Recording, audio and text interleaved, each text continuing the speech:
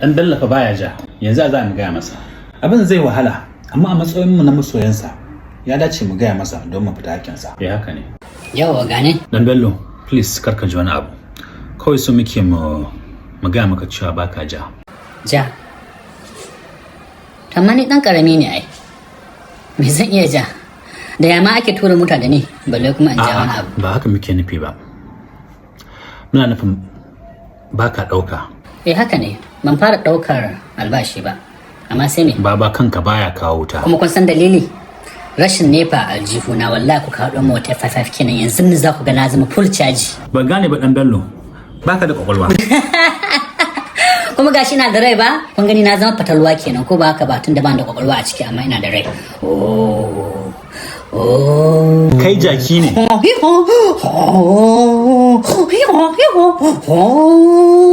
Fatalwan jaki? Kaga mun san cewa wannan abin zai matukar maka ciwo, amma muna gani ya dace mu gaya maka. Dan Bello, baka da basira.